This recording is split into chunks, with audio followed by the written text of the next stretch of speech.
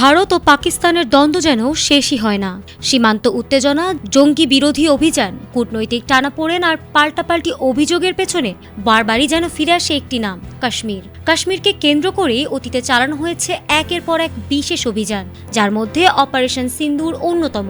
সেই ধারাবাহিকতার মধ্যেই এবার নতুন করে আবার প্রশাসনিক তৎপরতায় যাচ্ছে নয়াদিল্লি।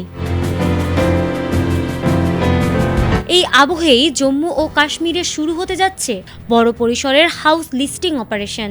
মোদী সরকারের এই জরিপ অভিযানের খবরে এরই মধ্যে নিরাপত্তার শঙ্কা তৈরি হয়েছে স্থানীয় মুসলিমদের মধ্যে। ভারত সরকার জানিয়েছে আগামী 1 থেকে 30 জুন 2026 পর্যন্ত চলবে এই জরিপ। এটি মূলত 2027 সালের জাতীয় জনগণনার প্রস্তুতিমূলক ধাপ, যা দেশটির ইতিহাসে প্রথম পূর্ণাঙ্গ ডিজিটাল জনগণনা হিসেবে বিবেচিত হচ্ছে। সরকারের পক্ষ থেকে বলা হয়েছে, এই অভিযানের মাধ্যমে প্রতিটি বাড়ি, পরিবার ও বসবাসকারী নাগরিকের তথ্য সংগ্রহ করা হবে। ইউনিয়ন টেরিটরি পর্যায়ে গঠিত সেন্সাস কোঅর্ডিনেশন কমিটি পুরো কার্যক্রম তদারকি করবে। ইতোমধ্যে চার্জ অফিসার ও টেকনিক্যাল অ্যাসিস্ট্যান্ট নিয়োগের প্রস্তুতি চলছে। জানানো হয়েছে 31 জানুয়ারির মধ্যেই এ সংক্রান্ত আনুষ্ঠানিক নোটিফিকেশন জারি করা হবে।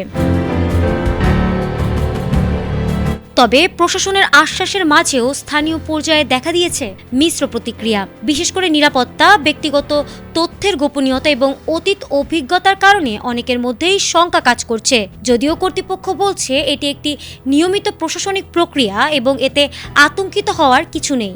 এই হাউস লিস্টিং অপারেশন কাশ্মীরের ভবিষ্যৎ প্রশাসনিক কাঠামোতে কী প্রভাব ফেলবে সেদিকেই এখন সবার নজর। ফারহানা হক, ATN বাংলা।